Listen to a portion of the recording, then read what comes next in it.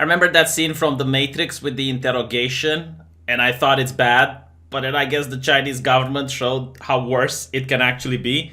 Just look at this. 叫什么名？段路华，知不知道为什么他过来了？知道我知道错了，怎么是错了？喝酒喝多了瞎溜达，你在哪干什么工作？在家生活不干，在家送俺爸。啊，送病号啊。嗯，那么怎么事儿？在群上微信上讲一些警察的事儿。什么时候？就昨天，昨天什么时候？昨晚上9点多钟。微信上讲的啊？微信是有群吗？就我在院外就是骑摩托车去，不知道谁发了图片，都给一个我就讲一句。群上总共多少人70多人。I hope you can see the translations. I got people asking me to read about, but when I read about, I got people telling me to shut the fuck up. So I'll just leave it the way it is. What I really find interesting, I think every single American should see this, is that whenever you hear that your country is a police state, this is what an actual police state looks like. Right? This is absolutely hard. You do not know what you're talking about when you say that the American police is bad. Now, granted, the American police does have its issues, and you can talk about reforming it and, talking about adding things to it, but you will not see this thing happen to America. This is an actual fascist state. So this guy had an opinion on social media in front of 75 people. And the next day, the very next day, he is arrested.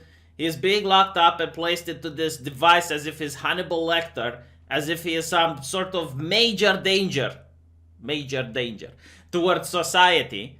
And the reason they do this is for him to understand how horrible it is, the thing that he did, which is to complain about the police confiscating motorcycles.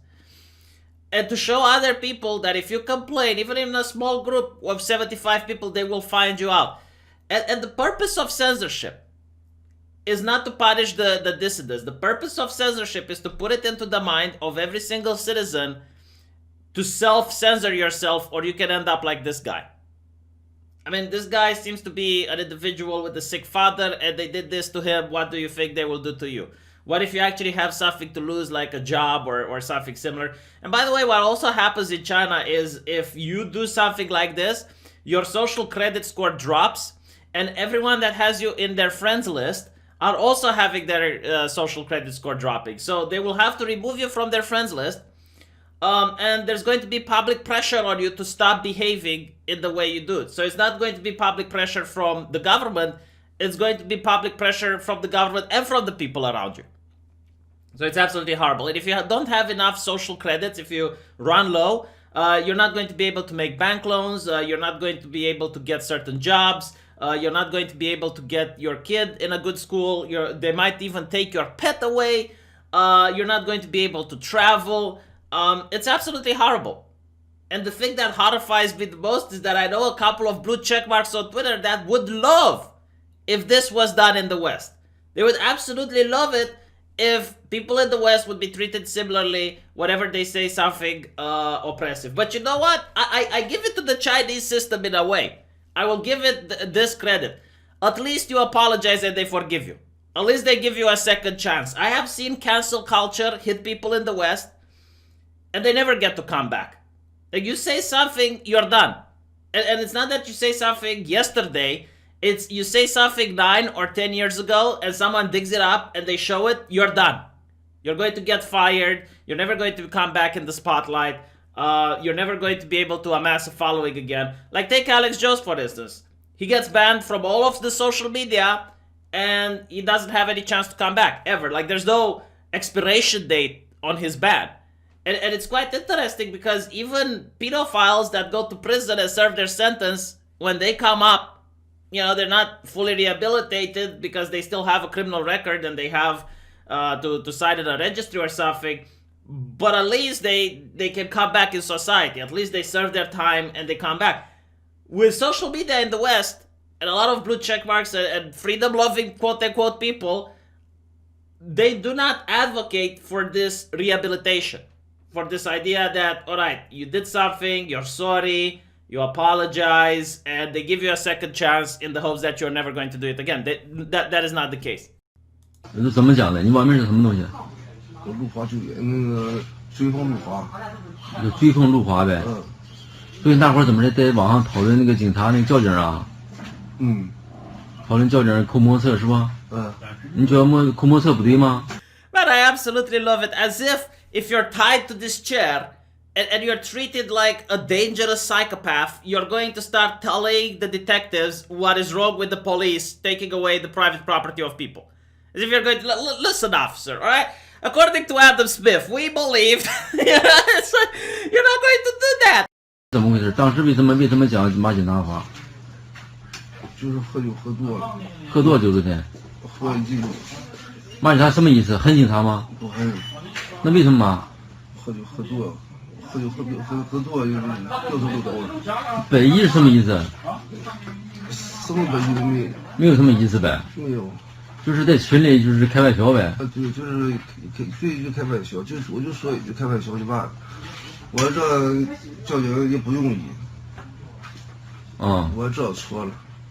讲的话是不是真心的？真心。骂的话是真心的吗？不是。骂的话不是真心的。不是真心的，就是喝酒喝多了。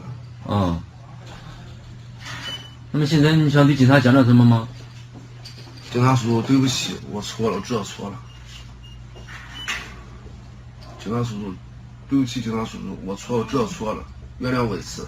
And look at the Uncle Police enjoying his job. Man, I would love to play a game where you're this guy, where you're the policeman doing the interrogation. You're just sitting there smiling, while someone else is locked in front of you. I bet his cock gets big from this. I guarantee to you. But I gotta say, I do love what the Chinese are doing. I can't just not appreciate the psychology that gets into this. Like, look, here's the thing, right? Let me tell you the download. The Chinese government does not have the prison capacity to arrest every single dissident. If every single person that says something about the traffic police on social media would go to jail, they would have to build more jails than any other place in the world. So what they do instead is they take people, they tie them up as if they're the most dangerous criminal in society, and then they have two police officers that are very calm. They look at you nice, with compassion, and they just want to have a friendly dialogue. They just want to help you out. Like, they understand you're in a bad situation, and they just want to help you, they understand it's the first time you made a mistake. And the whole purpose of this is for you to make an apology, so that other people understand that you know that it's wrong, and they get the vibe that society as a whole understand it's wrong to badmouth or make jokes at the police, at the expense of the police. So if you're not this guy, but you see it on television, you're going to go like, oh my god, I'm not going to say a joke at the expense of the cops because I can end up in his place. So then people start self-censoring. And you don't need prisons for this. You don't need the government to spend any extra money on arresting people. It is brilliant. It is absolutely mind-bogglingly brilliant how you can social engineer society in a way that's quite different than anything that existed in the past.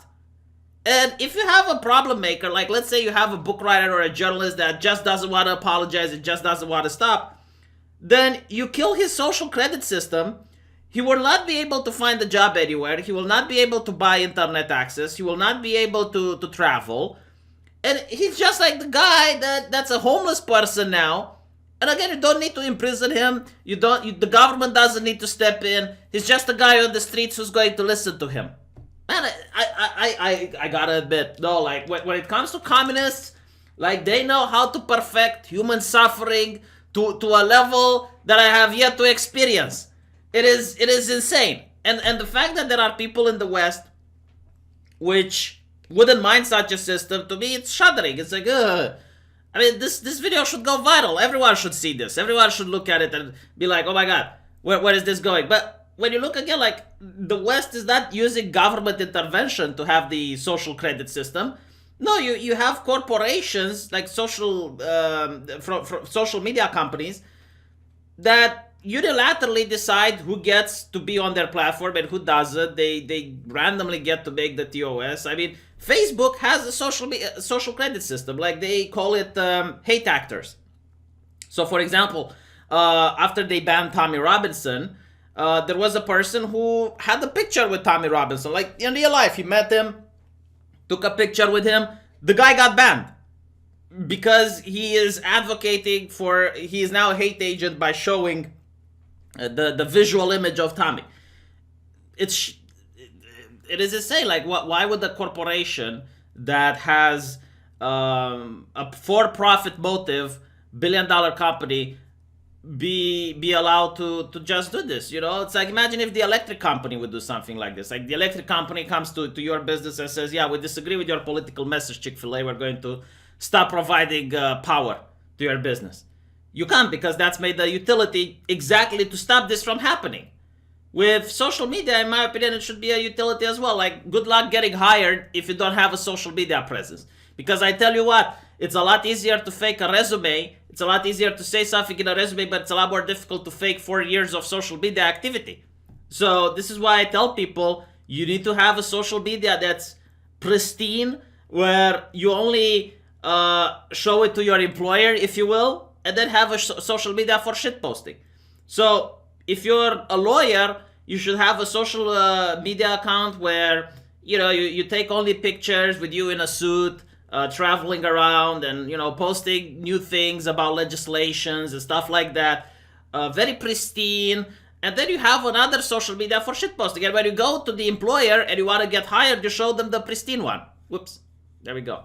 I have a couple of friends who do this at medicine. It's very smart. Like, they manage to find jobs quite easily in the West.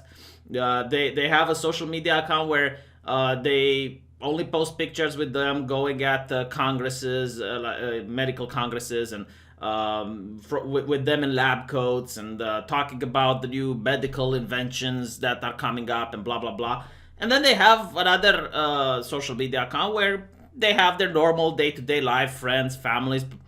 And, you know, it's quite funny, because the one that's for professional, they only say they like classic music and jazz, and, you know, like, it seems like it's a person that's too good to be true for an employer, and they get hired because the employer, the first thing they want to do is, like, they'll check your social media account. So yeah, hopefully we're never going to be like China. Remember, when someone says America is a police state, remember this.